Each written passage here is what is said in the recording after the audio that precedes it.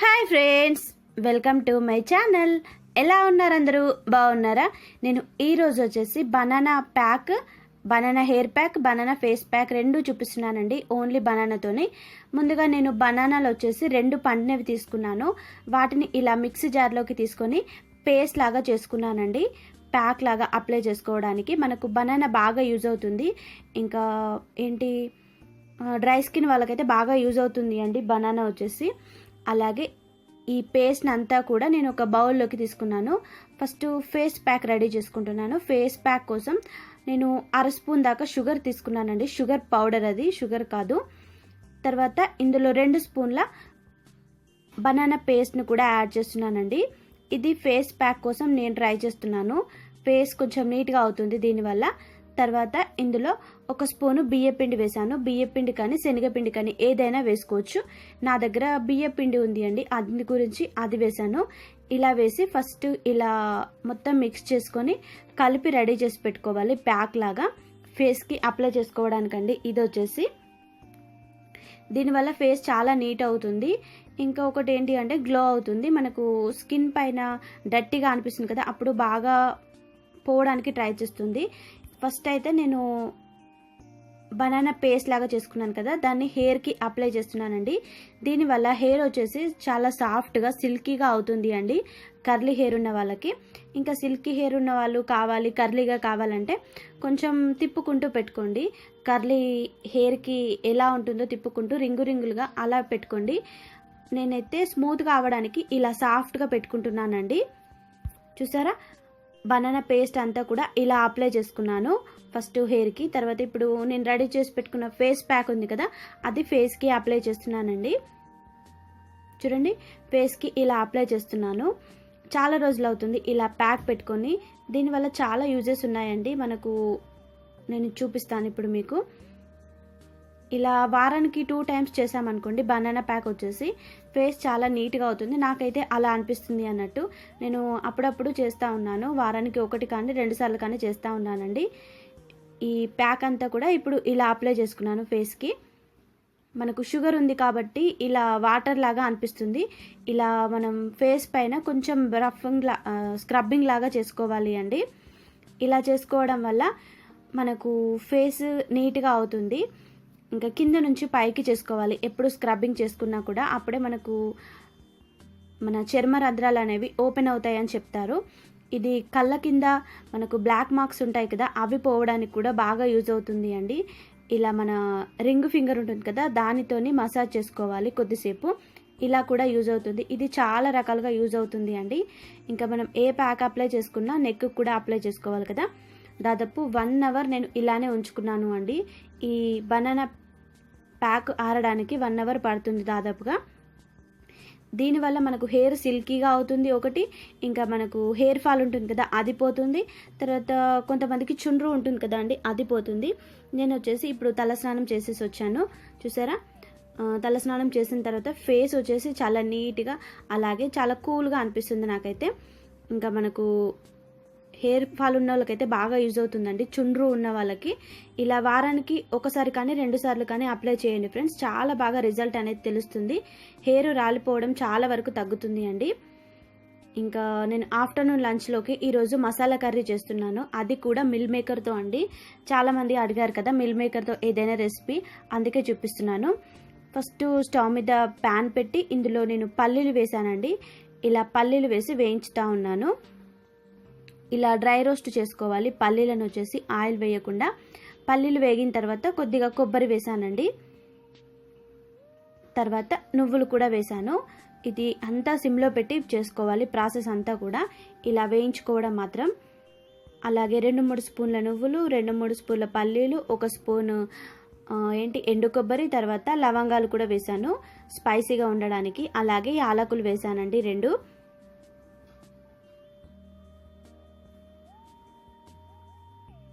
ఇలా వేసిన తర్వాత కొద్దిగా దాల్చిన చెక్క వేసానండి చిన్నది, టేస్ట్ బాగుంటుంది అనేసి. ఇలా అన్ని వేసిన తర్వాత సిమ్లో పెట్టి మనం వీటన్నిటిని డ్రై రోస్ట్ చేసుకోవాలి. సిమ్లో పెట్టి మాత్రమే చేసుకోవాలి. అప్పుడే బాగా ఫ్రై అవుతాయి, మనకు క్రిస్పీగా కూడా అవుతాయి, తొందరగా పేస్ట్ లాగా కూడా చేసుకోవచ్చు అండి. ఇంకా ఇందులో నేను కొద్దిగా జీడిపప్పు కూడా వేసాను. ఎక్కువగా లేవు జీడిపప్పు, అందుకే 4 రెబ్బలు వేసాను. మీ దగ్గర జీడిపప్పు ఎక్కువగా ఉంటే జీడిపప్పు ఎక్కువగా వేసుకోండి, టేస్ట్ చాలా బాగుంటుంది. జీడిపప్పు అయినా బాదం పప్పు అయినా కూడా. ఇలా వేయించుకున్న తర్వాత వీటిని మిక్సీ జార్లోకి తీసుకున్నానండి. ఇలా మిక్సీ జార్లోకి తీసుకొని మనం పేస్ట్ లాగా ప్రిపేర్ చేసుకోవాలి. వీటన్నిటిని కూడా ఇందులో వాటర్ యాడ్ చేసుకుంటూ ఇలా పేస్ట్ లాగా ప్రిపేర్ చేశాను. చూడండి, ఇలాంటి మసాలా కర్రీస్ చపాతీలోకి, మనకు ఇంకా నాన్లోకి, పూరీలోకి, అలాగే అన్నంలోకి, దేంట్లోకైనా చాలా బాగుంటాయి. ఫస్ట్ అయితే ఇలా పేస్ట్ సిద్ధం చేసి పెట్టుకున్నాను. తర్వాత మళ్ళీ అదే ప్యాన్లో వచ్చేసి ఇప్పుడు ఆయిల్ వేస్తున్నానండి కర్రీ ప్రిపేర్ చేయడానికి. ఆయిల్ వేడెక్కిన తర్వాత ఇందులో మీరు మిల్ మేకర్ వేసి కూడా ఫ్రై చేసుకోవచ్చు, కాకపోతే నేను డైరెక్ట్గా చేస్తున్నాను. ఆయిల్ వేడెక్కిన తర్వాత ఇందులో పోపు దినుసులు వేసానండి. ఇవి ఫ్రై అయిన తర్వాత ఇందులో కట్ చేసి పెట్టిన ఉల్లిపాయ అలాగే పచ్చిమిర్చి వేసుకోవాలి. మసాలా కర్రీ కాబట్టి కొద్దిగా ఉల్లిపాయలు మనకు ఎక్కువగా ఉంటే గ్రేవీ లాగా వస్తుంది అండి కర్రీ, అందుకే నేను ఇలా ప్రిపేర్ చేస్తూ ఉన్నాను. ఇలా వేసి మనం వీటిని బాగా ఫ్రై చేసుకోవాలి. ఇలా ఫ్రై అయిన తర్వాత ఇందులో అల్లం వెల్లుల్లి పేస్ట్ కూడా యాడ్ చేస్తున్నాను. ఈ అల్లం వెల్లుల్లి పేస్ట్ అనేది మనం పచ్చివాసన ఏమీ లేకుండా బాగా ఫ్రై చేసుకోవాలి కదా. ఇలా ఫ్రై చేసుకుంటేనే ఇందులో ఉన్న పచ్చిదనం అనేది పోయి మనకు కర్రీ తినేటప్పుడు ఆ వాసన అనేది తెలియదు అండి. ఇలా అన్నీ ఫ్రై చేసుకున్న తర్వాత ఇందులో నేను టమాటా కూడా యాడ్ చేశాను. ఒక నార్మల్ సైజ్ టమాటా తీసుకున్నాను, ఇలా సన్నగా కట్ చేసి యాడ్ చేశానండి టమాటా. ఇలా టమాటా వేసి కూడా మొత్తం మిక్స్ అయ్యేలాగా బాగా కలుపుకోవచ్చు. మీరు టమాటా పేస్ట్ కూడా ప్రిపేర్ చేసుకోవచ్చు అండి, అంటే టైం లేదు అనుకునేటప్పుడు. నాకు టైం ఉంది కాబట్టి నేను ఇలా టమాటా నార్మల్గా వేసాను. అలాగే కొన్ని కరివేపాకు రెమ్మలు కూడా వేసాను. తర్వాత కర్రీకి సరిపడా పసుపు కూడా యాడ్ చేసుకోవాలి. ఇలా వేసుకొని మొత్తం మిక్స్ అయ్యేలాగా బాగా ఫ్రై చేసుకోవాలి అండి అన్నీ కూడా. ఇలా ఫ్రై చేసుకున్న తర్వాత ఇప్పుడు ఇందులో వచ్చేసి నేను మిల్ మేకర్ వేయడానికి ముందే ఇలా మూత పెట్టాను, కొంచెం టమాటా ముక్కలు మగ్గాలి కదా, అందు గురించి.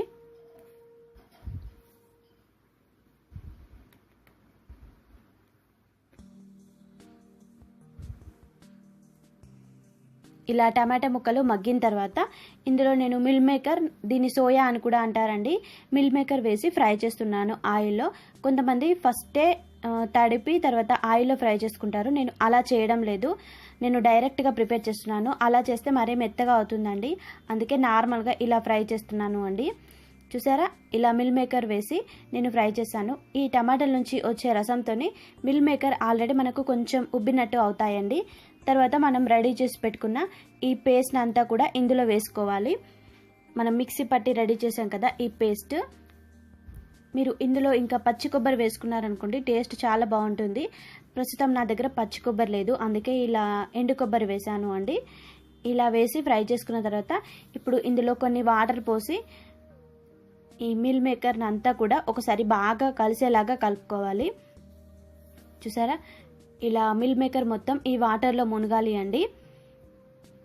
ఈ వాటర్ నుంచి వచ్చే రసం ఉంటుంది కదా, ఆ రసంతోనే మనం మిల్ మేకర్ని ఉడికించుకోవచ్చు. మీరు కావాలంటే మిల్ మేకర్ని ముందే వేడి నీళ్ళలో తీసి కూడా పెట్టుకోవచ్చు, కాకపోతే నేను ఇలా చేస్తాను ఎక్కువ శాతం, నాకు అలా చేస్తే మెత్తగా అనిపించినట్టు అవుతుంది అండి. ఇంకా ఇందులో ఉప్పు కూడా వేసాను అండి కొద్దిగా. తర్వాత కొద్దిగా ధనియాల పొడి కూడా వేస్తున్నాను. అలాగే కొంచెం కారపొడి వేసాను. ఆల్రెడీ ముందు పచ్చిమిరపకాయలు వేసాను కదా, అందుకే కారపొడి అనేది చూసి వేసాను. ఇలా వేసిన తర్వాత ఒకసారి మిక్స్ అయ్యేలాగా బాగా కలుపుకొని మనం కర్రీని కొద్దిసేపు ఉడికించుకోవాలి అండి. ఇది నా స్టైల్లో మిల్ మేకర్ మసాలా కర్రీ అండి. ఒక్కొక్కరు ఒక్కో రకంగా చేస్తారు, నేనైతే ఇలా చేస్తాను. నాకు ఇలా చేస్తే టేస్ట్ బాగున్నట్టు అనిపిస్తుంది. ఇంకా నేను పూర్తి ఎండుమిరపకాయలతో కూడా చేస్తానండి మిల్ మేకర్ మసాలా కర్రీ, అది నేను మళ్ళీ ఇంకెప్పుడైనా షేర్ చేస్తాను మీకు. చూసారా, మనకు మిల్ మేకర్లు ఉబ్బుతున్నాయి ఈ మనం వేసిన మసాలాలో వచ్చేసి. ఇంకా మసాలా కూడా మిల్ మేకర్కి బాగా పడుతుందండి ఇలా చేయడం వల్ల. అందుకే నేను ఇలా ప్రిపేర్ చేస్తాను ఎప్పుడు కూడా. కొంచెం చిక్కగా అయింది కదా, ఇలా మధ్య మధ్యలో కర్రీ వచ్చేసి కలుపుతూ ఉండాలి, లేకుంటే మాడిపోతుంది అండి. మీరు పుల్లగా కావాలంటే ఇందులో చింతపండు కూడా యాడ్ చేసుకోవచ్చు, మీకు పులుపుని బట్టి. నాకైతే సరిపోతుంది అనిపించింది, అందుకే నేను ఏమీ యాడ్ చేయలేదు. ఇలా మిల్ మేకర్ కర్రీ రెడీ చేసుకోవాలి అండి. చూసారా, రెడీ అయిపోయింది కర్రీ. ఇప్పుడు దీన్ని మనం రైస్లోకి కానీ రోటీలో కానీ ఇలా సర్వ్ చేసుకోవచ్చు. మీకు ఏ విధంగా నచ్చితే ఆ విధంగా సర్వ్ చేసుకోవచ్చు అండి.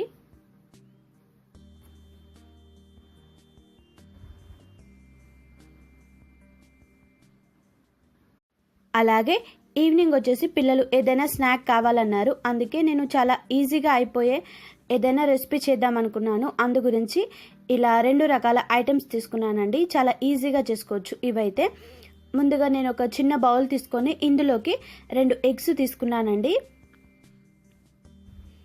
ఇలా 2 ఎగ్స్ను వచ్చేసి ఒక బౌల్లోకి కొట్టిపోసాను. ఇప్పుడు ఇందులో వచ్చేసి ఫస్ట్ ఏమైనా వేయడానికి వీటిని ఇలా కలిపానండి. ఇలా కలిపిన తర్వాత ఇప్పుడు ఇందులో నేను ఉల్లికాడలు వేస్తూ ఉన్నాను. మనకు ఉల్లిపాయ కాడలు తెల్లవి అలాగే ఇంకా గ్రీన్ కలర్వి ఉంటాయి కదా, అవి 2 కూడా వేస్తున్నాను. మనకు ఎగ్స్ ఇంకా ఉల్లికాడలు ఉంటే సరిపోతుందండి. ఈ స్నాక్ వచ్చేసి చాలా ఈజీగా ప్రిపేర్ చేసుకోవచ్చు. పిల్లలకు ఈవినింగ్ టైంలో కానీ లేకుంటే మనకు లంచ్ బాక్స్లో పెట్టడానికి చాలా ఈజీగా ఉంటుంది, మరియు చాలాసేపటి వరకు ఖరాబ్ కాకుండా ఉంటుంది అండి. ఇలా ఉల్లికాడలు వేసి కలిపిన తర్వాత ఇప్పుడు ఇందులో కొద్దిగా కారపొడి వేస్తున్నాను. మనకు ఇది ఎగ్ కాబట్టి నీచు స్మెల్ రాకుండా ఇలా కొంచెం కారపొడి ఎక్కువగా వేసుకోవాలి. తర్వాత ఉప్పు కూడా వేసానండి. ఇంకా అల్లం వెల్లుల్లి పేస్ట్ కంపల్సరీ వేసుకోవాలి ఎగ్గులో. ఇలా వేసుకుంటేనే స్మెల్ రాకుండా ఉంటుంది అని నాకైతే అనిపిస్తుంది అండి, అందుకే నేను కంపల్సరీ వేస్తాను అల్లం వెల్లుల్లి పేస్ట్ అనేది. ఇలా వేసి కలుపుకున్న తర్వాత మొత్తం ఒకసారి బాగా మిక్స్ అయ్యేలాగా కలుపుకోవాలి అండి. ఇలా కలుపుకున్న తర్వాత ఇందులో కొంచెం నేను మసాలా పొడి వేసాను, అలాగే ఇంకా పసుపు కూడా యాడ్ చేశాను. ఇలా 2 వేసి కలుపుకున్న తర్వాత వీటిని డైరెక్ట్గా పొంగనాలలాగా చేసుకోవచ్చు. అలా కాకుండా పిల్లలు తినాలి అంటే మాత్రం ఇలా మిక్సీ జార్లోకి తీసుకొని మిక్సీ పట్టుకోవాలి అండి. వాళ్ళు ఉల్లికాడలు ఇంకేమైనా వెజిటేబుల్స్ వచ్చాయనుకోండి, అప్పుడు తీసి పక్కన పెడతారు. దీన్ని మనం వెజిటేబుల్స్తో కూడా చేసుకోవచ్చు అండి. ఇలా మిక్సీ పట్టుకున్న తర్వాత ఇప్పుడు ఇందులో నేను బియ్యం పిండి కూడా యాడ్ చేశాను. ఇలా బియ్యం పిండి వేసి కూడా మళ్ళీ మిక్సీ పట్టుకోవాలి.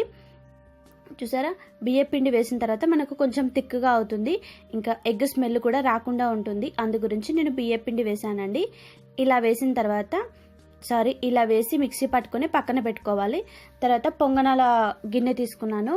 ఇప్పుడు ఈ పొంగనాల పాత్రల్లో వచ్చేసి కొద్దిగా ఆయిల్ అనేవి వేసుకోవాలి. ఈ గుంతలలో ఇలా ఆయిల్ వేసుకొని మనం రెడీ చేసి పెట్టుకున్న ఈ ఎగ్ పేస్ట్ అనేది ఉంది కదా అండి, అది కొద్దిగా వేసుకోవాలి ఈ పొంగనాలలో పట్టేటట్టు ఈ గుంతలలో. దీన్ని మనం ఆమ్లెట్ లాగా కూడా వేసుకోవచ్చు, కాకపోతే పిల్లలకి నచ్చాలంటే మాత్రం ఇలా అప్పుడప్పుడు డిఫరెంట్గా ట్రై చేయాలి. ఇలా గుంతలలో వేసి చిన్న చిన్న ఏమంటారు గుంతలు గుడ్లలాగా లేకుంటే పొంగనాల్లాగా ఇచ్చామనుకోండి, వాళ్ళకు చాలా బాగా నచ్చుతుంది. నేను పొంగనాల ప్లేట్లో అంతా వేసి రెడీ చేసి పెట్టుకున్నానండి. ఇలా వేసి రెడీ చేసి పెట్టుకున్న తర్వాత దీన్ని స్టవ్ మీద పెట్టుకొని ఇప్పుడు దీన్ని మొత్తం సిమ్లో పెట్టుకొని ప్రిపేర్ చేసుకోవాలి అండి. ఈ ప్రాసెస్ అంతా కూడా హైలో పెట్టామనుకోండి మనకు కింద మాడిపోతుంది, లోపల ఉడకదు. అందు గురించి సిమ్లో పెట్టి ఇలా మనం పొంగనాల పాత్ర పెట్టుకొని దీనిపైన ఇలా ఒక మూత పెట్టుకోవాలి. అప్పుడే మనకు కింద ఇంకా పైన కూడా ఉడుకుతుంది అండి. దాదాపు ఒక 5 మినిట్స్ తర్వాత చూసాను. 5 మినిట్స్ తర్వాత కిందికి బాగా ఉడికింది అండి. ఇలా ఉడికిన తర్వాత మనం ఇప్పుడు రివర్స్లో తిప్పుకోవాలి. వీటన్నిటిని కూడా మనకు 2 సైడ్లా బాగా ఫ్రై అవ్వాలి కదా. ఎక్కువ ఆయిల్ పట్టకుండా మనం తక్కువ ఆయిల్తోని ఇలాంటి ఎప్పుడైనా రెసిపీస్ ట్రై చేయొచ్చు ఫ్రెండ్స్. నేను ఇంకా బనానా పొంగనాలు కూడా ఆల్రెడీ చేశాను. నా ఓల్డ్ వీడియోస్లో మీరు కావాలంటే చెక్ చేసుకోవచ్చు. నేను పొంగనాల పాత్రల్లో కూడా కొన్ని ఐటమ్స్ చేశాను. ఇంకా ఈ మధ్యలో చేయడం మాత్రం ఇదే ఫస్ట్ టైము. ఈ మధ్యలో అస్సలు చూపించలేదు పొంగనాల పాత్ర. ఇంకా అన్నీ కూడా ఇలా రివర్స్ తిప్పి రెడీ చేసి పెట్టుకున్నాను. మళ్ళీ మూత పెట్టాను అండి ఒక 2 మినిట్స్ ఇవి ఉడకడానికి. మనం ఇలా కొద్దిగా ఆయిల్తోనే ఎక్కువ ఐటమ్స్ చేసుకోవచ్చు మీకు నచ్చితే. 2 మినిట్స్ తర్వాత చూసారా బాగా పొంగాయి, అంటే మనకు బాగా ఉడికాయి కూడా. ఇప్పుడు స్టవ్ ఆఫ్ చేసి కింద పెట్టుకోవాలి. ఇలా కింద పెట్టుకొని వీటిని మనం ఒక సర్వింగ్ ప్లేట్లోకి తీసుకుంటే మనం ఎంత ఈజీగా చేసుకునే ఈవినింగ్ స్నాక్ ఐటెం రెడీ అయిపోతుంది. పిల్లలకైతే చాలా బాగా నచ్చుతుంది అండి. ఇందులో వాళ్ళకు ఏమి పెట్టామో ఏమి వేసామో కూడా తెలియదు. అందుకే మీరు కూడా ఇలా సింపుల్గా ఈవినింగ్ స్నాక్ అనేది ప్రిపేర్ చేసుకోండి ఫ్రెండ్స్. నేను మా పిల్లలకు ప్రిపేర్ చేసి ఇచ్చాను, వాళ్ళు చాలా ఇష్టంగా కూడా తిన్నారు అండి. ఇంకా తిన్న తర్వాత వచ్చేసి నేను మళ్ళీ మా వారికి చపాతీలు కానీ గడక కానీ చేస్తున్నానని చెప్పాను కదా, అలాగే నేను కూడా చపాతీ గడక చేసుకుంటా ఉన్నాను. తర్వాత టిఫిన్ ఈవినింగ్ స్నాక్ చేసిన వెంటనే ఇలా చపాతీ కూడా చేశానండి మా వారికి, నాకు, మా పిల్లలకి అందరికీ. ఎందుకంటే మసాలా కర్రీ చేశాను కదా, అందు గురించి నేను ఇలా చపాతీలు చేశానండి.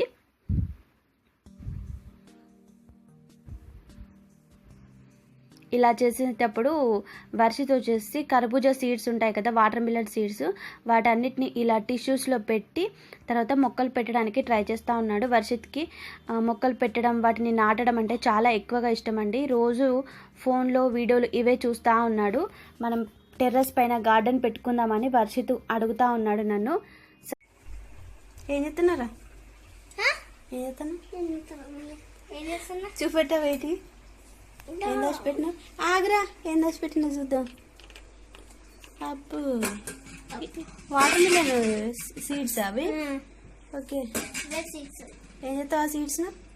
ఏం చేస్తా ఇప్పుడు ఏమో చెప్తే కదా నాకు. ఏం చేస్తా? ప్లాంట్స్ పెంచుతా. ప్లాంట్స్ ఆ మట్టిలేసి పెరుగుతాయిరా?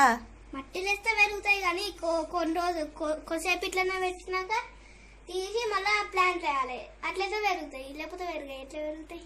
ప్లాంట్లు వేయాలి కాదు, తీసి మళ్ళీ భూమిలో వేయాలి.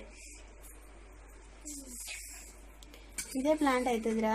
అదెందుకంటే బెటర్ ఒక బౌల్ వేసి నానబెట్టిన తర్వాత మొలకలు వచ్చిన తర్వాత వేయాలి. టిష్యూలు నానబెడితే వస్తాయి. 2 days నానబెట్టిన తర్వాత భూమిలో వేయాలి. నీకు కావాలి చెప్పారు మరి ఈ చిట్కా?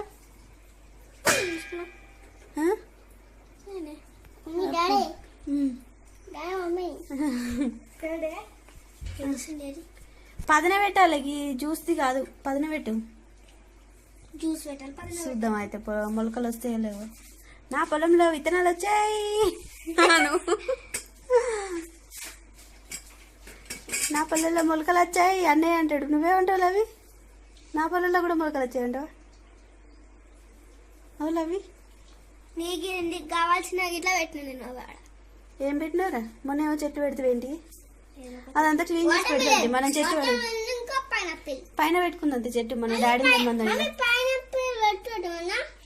మనం డాడీ మట్టి తెమ్మంది. మట్టి తెమ్మని పెట్టుకుందాం. మాకు ఏ సమ్మర్ అయిపోయింది కొంచెం. ఇప్పుడు వచ్చే సీజన్ వర్షాకాలం కదా, రైనీ సీజన్ కాబట్టి అప్పుడు మస్తు వస్తాయి ఇంకా చెట్లు. కుండీలు స్టార్ట్ చేయాలి, కుండీలు పెట్టి. అబ్బా సూపర్ ఉంది. ఇంకొక దాంట్లో ఏడ పెడతారా? సీడ్స్ పెంచుతాను, వాటర్ మిలన్ సీడ్స్.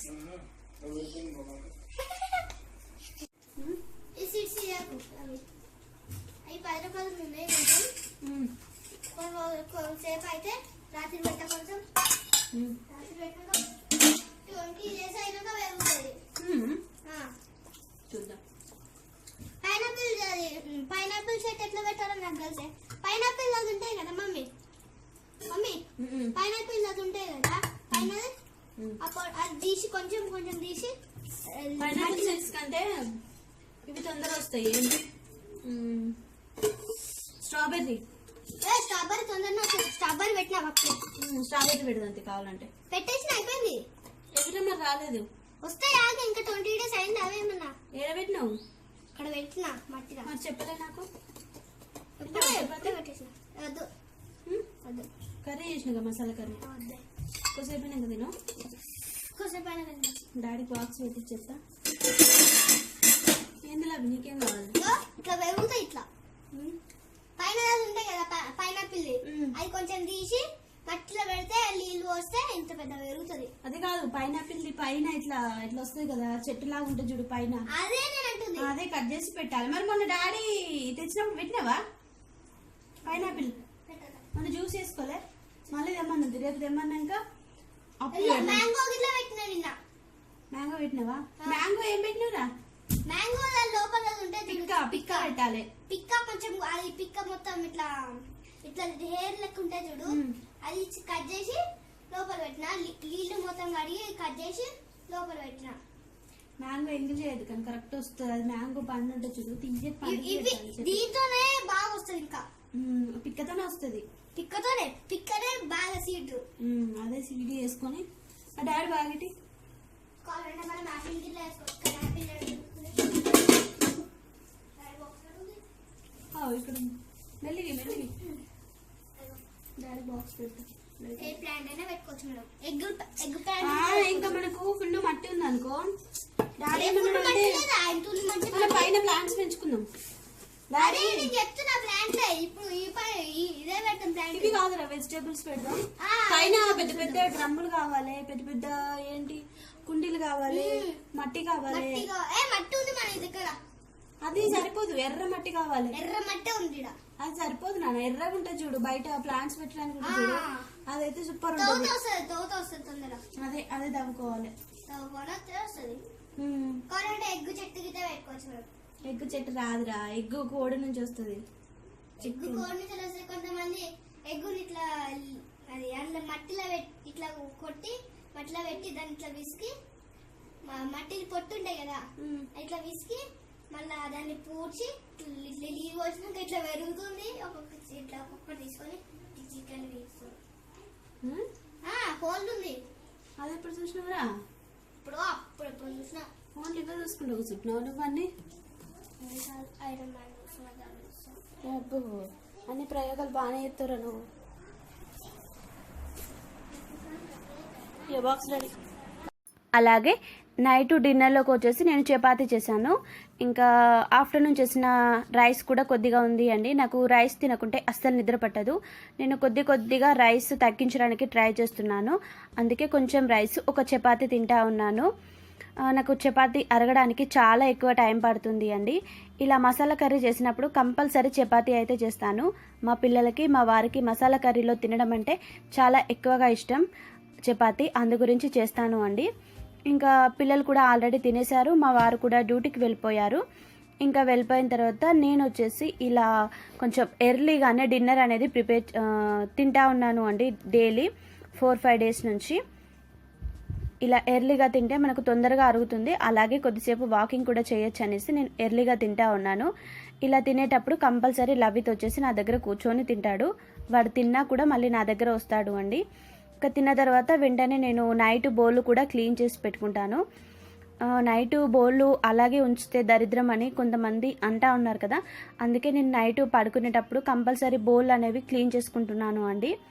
ఇలా క్లీన్ చేసుకోవడం వల్ల మనకు క్రిములు అనేవి కూడా ఏమి రాకుండా ఉంటాయి కదా, అందుకే నేను ఇలా బౌల్ అన్ని మొత్తం తోముకొని పడుకుంటా ఉన్నాను.